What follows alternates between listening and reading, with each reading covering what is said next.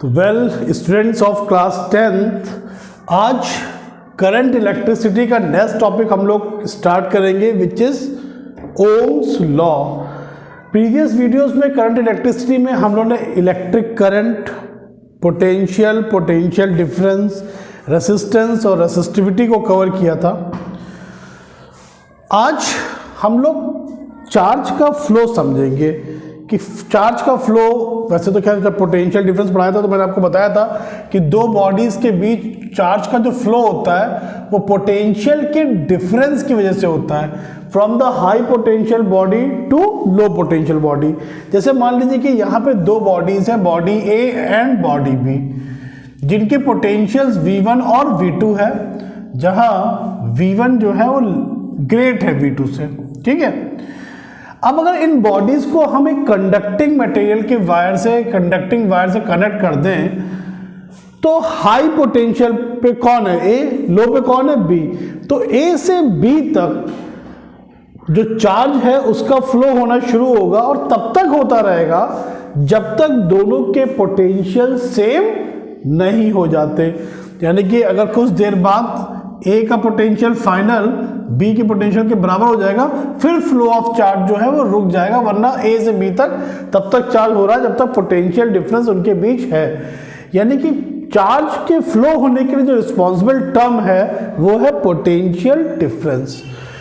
तो एक साइंटिस्ट थे जॉर्ज ओम, उन्होंने जो बताया ओम्स लॉ का जो स्टेटमेंट है वो ये है कि इफ फिजिकल कंडीशन, एक एक करके सारी चीज़ों को क्लियर करेंगे।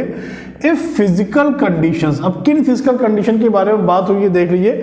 फिजिकल कंडीशन का मतलब यहाँ पे है लेंथ ऑफ वायर से, वायर का area of cross section, wire का मटेरियल और वायर का temperature.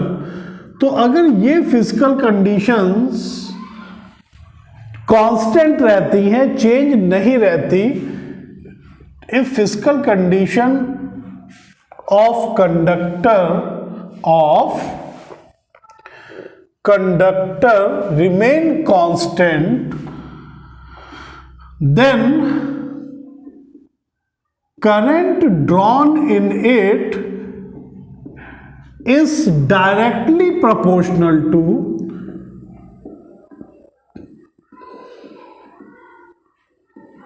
potential difference applied across its ends। ये था स्टेटमेंट, ठीक है। अब इस स्टेटमेंट का एक्सप्लेनेशन चलिए देखते हैं। तो हमें पता है कि किसी भी कंडक्टर है मेटल का, जैसे मान लीजिए मेटेलिक कंडक्टर है तो इसमें फ्री इलेक्ट्रॉन्स का नंबर्स बहुत हाई होता है, जो कि जब तक इस कंडक्टर के अक्रॉस पोटेंशियल डिफरेंस सेटअप नहीं किया जाता वो अपना इधर उधर वेले होकर के घूमते रहता है, कोई इफेक्टिव करंट ड्रॉ नहीं होती। लेकिन जब इसी कंडक्टर के अक्रॉस हम पोटेंशियल डिफरेंस सेटअप करते हैं, कैसे पोटेंशियल डिफरेंस सेटअप करते हैं, कंडक्टर को अगर हमने सेल या बैटरी से कनेक्ट कर दिया, जैसे मान लीजिए एंड ए अगर V वोल्ट की हमने सेल लगाई है तो इसका मतलब है कि पॉजिटिव प्लेट का पोटेंशियल नेगेटिव प्लेट से V वोल्ट हाई है। मान लीजिए 6 वोल्ट का सेल यूज किया है तो A का पोटेंशियल B से 6 वोल्ट हाई होगा, तो चार्ज का जो फ्लो होगा वो A से B की ओर होगा। तो यही फ्री इलेक्ट्रॉन जो इधर उधर भाग रहे थे पोटेंशियल के थ्रू जब हमने इलेक्ट्रिक फील्ड सेटअप करी तो हाई पोटेंशियल पॉइंट यानी कि ए की तरफ क्या करने लगे, मूव करने लगे, पॉजिटिव प्लेट की तरफ मूव करने लगे। और इसी यूनिडायरेक्शनल फ्लो ऑफ चार्ज को ही हम कहते हैं current, rate of flow of charge. तो क्योंकि पोटेंशियल डिफरेंस सेटअप किया तब करंट ड्रॉ हो रही है, करंट ड्रॉ हो रही है इसलिए पोटेंशियल डिफरेंस सेटअप नहीं किया है। Current is depending on potential difference. तो जो स्टेटमेंट है वो ये कहता है कि अगर हम कंडक्टर की लेंथ चेंज ना करें, area of cross section change ना करें, मटेरियल चेंज ना करें, यानी कि अगर मैंने फर्स्ट प्रैक्टिकल में अगर मैंने कॉपर का वायर लिया है तो फिर दोबारा अगर वोल्टेज चेंज कर रहे हैं तो कॉपर का ही वायर लेकर के फिर करंट को हम रीड करें। ऐसा नहीं कि पहले में कॉपर लिया फिर सिल्वर ले ले फिर एल्यूमिनियम ले ले। तो अगर लेंथ, एरिया और मटेरियल चेंज ना करें और इस कंडक्टर का टेम्परेचर चेंज ना करें। याद करिए मेरे पिछले वीडियो में मैंने आपको ये सारी चीजें बताई थी कि resistance of conductor depends on the nature of material, length, cross sectional area and temperature. तो ये जो कहने का मतलब है कि length, area, cross section of material, cross material of wire और टेम्परेचर चेंज ना करें, इसका मतलब अल्टीमेटली रेसिस्टेंस अगर कंडक्टर का चेंज ना करें तो उसमें बहने वाली करंट डायरेक्टली प्रोपोर्शनल है potential difference applied across its and. यानी कि अब अगर V बढ़ाएंगे तो I बढ़ेगा, V रिड्यूस करेंगे तो I रिड्यूस होगा। यानी कि हम कह सकते हैं कि V अपॉन में I जो होगा वो कांस्टेंट होगा। और यहां पे किस चीज को कांस्टेंट किया गया? इन फिजिकल कंडीशन से क्या कांस्टेंट होगा? रेजिस्टेंस। तो ये जो कांस्टेंट है यही कांस्टेंट कहलाता है रेसिस्टेंस ऑफ द कंडक्टर। तो जो रिजल्ट निकल के आया ओम्स लॉ का V बराबर I इंटू R, कि अगर किसी कंडक्टर की फिजिकल कंडीशन और टेम्परेचर चेंज ना करें तो करंट जो उसमें ड्रॉ हो रही है उसके अप्लाइड पोटेंशियल डिफरेंस के डायरेक्टली प्रोपोर्शनल होगी। अगर V बढ़ रहा होगा तो I भी इंक्रीज होगा, V रिड्यूस हो रहा होगा तो I भी रिड्यूस होगा, क्योंकि R जो है वो तो तब चेंज होगा ना जब तुम या तो लेंथ चेंज करो, या तो एरिया चेंज करो, या तो मटेरियल बदल दो, या फिर उसका टेम्परेचर बदल दो, वरना अदरवाइज R जो होगा वो कांस्टेंट होगा। तो यहां से आपको इलेक्ट्रिक रेसिस्टेंस की भी एक डेफिनेशन मिल गई कि electric resistance R is numerically equal to that potential difference applied across the conductor due to which unit current is drawn in it। ठीक है कि अगर I को 1 कर दो तो R अप्लाइड पोटेंशियल के बराबर हो जाएगा। तो यूनिट जो रेसिस्टेंस का है, यूनिट ऑफ रेसिस्टेंस इस यूनिट ऑफ पोटेंशियल यानी कि volt upon unit of current ampere, और यही कहलाती है SI यूनिट में से ओम से हम एक्सप्रेस करते हैं। तो यूनिट ऑफ रेजिस्टेंस क्या है आपका? ओम। तो अगर 1 ओम को डिफाइन करना हो तो डिफाइन करना बहुत आसान है। कैसे डिफाइन करेंगे 1 ओम को? कि if on applying 1 volt potential difference across the conductor, if 1 ampere current is drawn in it, भाई ऊपर 1 नीचे 1 तो रेशियो भी 1 आएगा, then resistance of conductor will be 1 ohm. ठीक है, तो ये लॉ समझ में आया। अब इस लॉ का वेरिफिकेशन भी देखते हैं कि अगर फिजिकल कंडीशन चेंज नहीं कर रहा है तो अप्लाइड वोल्टेज के डायरेक्टली प्रोपोर्शनल है करंट। और ये चीज ध्यान रखना है आपको कि current is depending on voltage, voltage is not, potential difference is not depending on the current. ठीक है, अब अगर इसका हमें एक एक्सपेरिमेंटल वेरिफिकेशन करना पड़ जाए तो कैसे करेंगे देखते हैं। वीडियो को पॉज करके आप ये स्टेटमेंट नोट कर सकते हैं, बोर्ड प्रॉस्पेक्ट से भी बहुत इंपॉर्टेंट है। तो चलिए अच्छा देखते हैं। एक अगर हमने मान लीजिए सपोज करिए कि हमने एक वायर लिया, वायर AB, अभी वायर कॉपर का ले लीजिए या फिर सिल्वर का ले लीजिए, सिल्वर तो कॉस्टली है, चाहे आप एल्यूमिनियम का ले लीजिए या फिर आयरन का ले लीजिए, एक मेटल का वायर लिया हमने।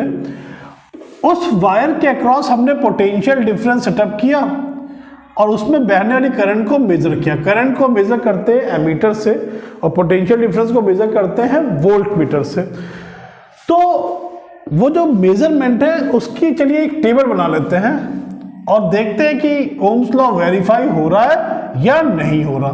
तो जैसे मान लीजिए कि अगर हमने पोटेंशियल डिफरेंस जो है, पोटेंशियल डिफरेंस यानी कि V ये वोल्ट में लिया है और ये आपकी करंट है I किसमें? एम्पियर में। तो हमने देखा कि अगर 50 वोल्ट पोटेंशियल डिफरेंस अप्लाइड करने पे मान लीजिए करंट बह रही है कितनी? 5 एम्पियर। फिर 60 वोल्ट पोटेंशियल बढ़ा करके 60 वोल्ट किया, देखा करंट बढ़ करके 6 एम्पियर हो गई है। फिर 70 वोल्ट पे करंट बढ़ करके 7 एम्पियर हो रही है। 80 वोल्ट पे करंट बढ़ करके 8 एम्पियर हो रही है। फिर चलिए पोटेंशियल को कम किया, मान लीजिए हमने 40 वोल्ट किया तो करंट घट करके 4 एम्पियर हो रही है। तो आप देख सकते हो कि हर एक केस में जो रिजल्ट हमें ऑब्टेन हुआ, V अपॉन I की अगर हम बात करें तो 50 अपॉन 5 भी 10 है, 60/6 भी 10 है, 70/7 भी 10 है, 80/8 भी 10 है, 40/4 भी 10 है। तो यानी कि जो वोल्टेज हम जैसे जैसे बढ़ा रहे हैं, करंट भी साइमल्टेनियसली बढ़ रही है, वोल्टेज अगर कम कर रहे हैं तो करंट भी कम हो रही है। यानी कि in short we can say that कि इफ कंडीशन, फिजिकल कंडीशन, क्योंकि हमने यहाँ पे ना लेंथ चेंज करी, ना इसकी थिकनेस चेंज करी, ना मटेरियल चेंज किया, और टेम्परेचर भी चेंज नहीं होने दिया, लगभग क्यों बोल रहा, अभी थोड़ी देर बाद समझ में आएगा। एक आध एग्जाम्पल बताएंगे कि टेम्परेचर आपके हाथ में नहीं होता, लॉन्ग टाइम तक करंट बहती है तो थोड़ा बहुत टेम्परेचर वेरी कर जाता है। तो अगर हम इन ऑब्जर्वेशंस को एक ग्राफ पे प्लॉट करते हैं, मान लीजिए हमने ग्राफ प्लॉट किया जिसमें एक्स एक्सिस पे हमने करंट ले ली और वाई एक्सिस पे हमने पोटेंशियल डिफरेंस ले लिया, ठीक है, ये ले लिया वोल्ट में, करंट ले ली एम्पियर में। तो भाई 5 एम्पियर करंट तब थी जब पोटेंशियल डिफरेंस 50 था, फिर 6 तब हुई जब पोटेंशियल 60 हुआ, 7 तब थी जब पोटेंशियल डिफरेंस 70 हुआ, 8 तब थी जब पोटेंशियल डिफरेंस 80 हुआ, 4 तब थी जब पोटेंशियल डिफरेंस 40 था। अब इन सारे पॉइंट्स को अगर तुम ज्वाइन करके देखो एक ग्राफ पेपर पे तो definitely you will get a straight line, तो ऐसा सर्किट जिसमें ओम्स का लॉ फॉलो हो रहा है, क्योंकि हम देख सकते हैं कि ऑब्जर्वेशन ओम्स लॉ फॉलो हो रहा है इसमें, तो ऐसे सर्किट को ओमिक सर्किट कहते हैं। तो ओमिक सर्किट में जब आप पोटेंशियल और करंट के बीच ग्राफ प्लॉट करते हैं तो उस ग्राफ का जो नेचर होता है वो स्ट्रेट लाइन होता है, इंक्लाइन टू करंट एक्सिस। इसमें अगर हम रेसिस्टेंस की बात करें, स्लोप की बात कर लेते हैं। सर स्लोप के बारे में 10th ICSE के बच्चों ने तो पढ़ा है मैथ्स में, CBSE के बच्चों हैं ये चीज़ फर्स्ट ईयर पढ़ते हैं। देख लीजिए, अगर मान लीजिए एक्स एक्सिस पे कोई फिजिकल क्वांटिटी है, एक फिजिकल क्वांटिटी वाई एक्सिस पे, वैसे तो खैर 9th क्लास में भी स्लोप डिस्कस कराया गया होगा मोशन में आप लोग को। तो कोई भी स्ट्रेट लाइन एक्स एक्सिस की पॉजिटिव डायरेक्शन के साथ जो एंगल बनाती है, उस एंगल के tan थीटा को, टेंजेंट को कहते हैं स्लोप। और अगर हम मान लीजिए एक यहाँ पे ट्रायंगल बना लें, सपोज करिए ABC, हमने एक राइट एंगल ट्रायंगल बनाया, ये थीटा तो ये भी थीटा, AB क्या है, चेंज इन वाई एक्सिस, और BC क्या है, चेंज इन एक्स एक्सिस। तो slope is the ratio of change in Y axis to the corresponding change in X axis. याद करिए ना 9th class velocity time graph में delta V upon delta T slope से acceleration मिलता था, displacement time graph delta S upon delta T से velocity मिलती थी, वही चीज़ है। तो ऐसा भी नहीं है कि CBSE बच्चों ने नहीं पढ़ा है, 9th में पढ़ा है। तो यहाँ पे अगर हम देखें तो यहाँ पे आप कोई भी 2 पॉइंट ले लीजिए, जैसे मान लीजिए मैंने एक पॉइंट A ये ले लिया और दूसरा पॉइंट अगर मान लीजिए B ये लिया। अब अगर मैं स्लोप की बात करता हूँ तो यहाँ पे देखिए डेल्टा V कितना है 10 और डेल्टा I कितना आ रहा है 1, तो R बराबर डेल्टा V अपॉन में डेल्टा I 10/1 दैट इज 10 ओम आया। अब अगर मान लीजिए B आप करस्पॉन्डिंग ये ना लेकर के आप ये पॉइंट ले लेते हैं, तो यहाँ पे देखिए A और B के बीच में डेल्टा V कितना है 80 - 60 दैट इज 20 वोल्ट, और डेल्टा I कितना है 8 - 6 दैट इज 2 एम्पियर। 20/2 करिए तो भी कितना आ रहा है 10 ओम। अगर मान लीजिए B यहां पे ले लेते हैं तो भी आप करस्पॉन्डिंग चेंज करेंगे तो डेल्टा V और डेल्टा I का जो रेशियो आएगा वो कांस्टेंट ही आएगा, ठीक है। तो ओमिक सर्किट में ये जो ग्राफ है वो straight line incline to time axis, current axis होगा, और V और I का जो रेशियो होगा वो हर जगह कांस्टेंट होगा। लेकिन कुछ सर्किट ऐसे होते हैं जिनमें ओम्स लॉ फॉलो नहीं होता, उन्हें नॉन ओमिक सर्किट कहते हैं। 10th क्लास में नॉन ओमिक सर्किट के सिर्फ एग्जाम्पल्स दिए गए, सर्किट नहीं पढ़ाए गए, जैसे कि डायोड, ट्रायोड, सेमीकंडक्टर्स वगैरह में आप पढ़ेंगे कि हमेशा V को बढ़ाते जाए तो करंट बढ़े, ऐसा कोई जरूरी नहीं है। तो ऐसे नॉन ओमिक कंडक्टर्स में जब हम V और I के बीच में ग्राफ प्लॉट करते हैं तो हमें एक कर्व मिलता है। अब कर्व है, स्ट्रेट लाइन तो है नहीं जिसमें V और I का रेशियो हर जगह कांस्टेंट होगा। तो किसी भी पॉइंट पे अब हमको अगर स्लोप निकालना है तो हम चेंज इन पोटेंशियल और करस्पॉन्डिंग चेंज इन करंट निकालते हैं, और इसका जो रेसिस्टेंस निकलेगा वो डायनेमिक रेसिस्टेंस होता है, जो कि जिसकी वैल्यू वेरी करेगी, ये कांस्टेंट नहीं होगा। तो ऐसा सर्किट जो ओम्स लॉ को फॉलो नहीं करता, यानी कि जिसमें current is no more directly proportional to the potential difference applies to the across the conductor, तो वो कहलाता है नॉन ओमिक सर्किट। और नॉन ओमिक सर्किट में रेजिस्टेंस वेरी करता है, किसी भी पॉइंट पर रेजिस्टेंस डायनेमिक रेजिस्टेंस कहलाता है, जो change in potential upon change of corresponding current के इक्वल होगा। तो अगर आपसे ओमिक और नॉन ओमिक में डिफरेंस पूछा जाए, तो ओमिक में V और I का रेशियो कांस्टेंट है, जिसे R कहते हैं। यहाँ V और I का रेशियो कांस्टेंट नहीं है, यहाँ जो रेजिस्टेंस निकलता है वो डायनेमिक निकलता है। ओमिक में V और I के बीच का ग्राफ एक स्ट्रेट लाइन होगा, नॉन ओमिक में V और I के बीच का ग्राफ एक कर्व होगा। ओमिक में जब भी V जीरो होगा, करंट डेफिनेटली जीरो होगी। नॉन ओमिक में कई बार ऐसा होता है कि वोल्टेज जीरो होने के बावजूद भी करंट जीरो नहीं होती। तो ये आप तीन डिफरेंस समझ सकते हैं ओमिक और नॉन ओमिक कंडक्टर्स में। तो आई होप ओम्स लॉ आपको समझ में आया होगा कि अगर फिजिकल कंडीशन, यानी कुल मिला के सीधे सीधे कहें कि रेसिस्टेंस ऑफ कंडक्टर अगर कांस्टेंट है, रेसिस्टेंस अगर कांस्टेंट है, तो उसके अप्लाइड जो वोल्टेज लगाया है उस पर डिपेंड करती है करंट, अगर R कांस्टेंट है तो छोटे छोटे से एक आध न्यूमेरिकल टॉपिक से रिलेट करते हुए यहाँ पे देख लेते हैं। उसके बाद हम लोग इस वीडियो के बाद नेक्स्ट जो वीडियो बनाने वाले हैं वो न्यूमेरिकल सेक्शन पे ही बेस्ड होगा। आपके करंट इलेक्ट्रिसिटी में दो पार्ट में होंगे। फर्स्ट पार्ट मैंने बोर्ड के बच्चों को ध्यान में रख के बनाया है, और सेकंड पार्ट के जो न्यूमेरिकल्स हैं वो उन बच्चों के लिए है जिनके दिमाग में थोड़ा सा कंपटीशन का कीड़ा है, यानी कि हाई ऑर्डर थिंकिंग स्किल के क्वेश्चन आपको उसमें मिलेंगे।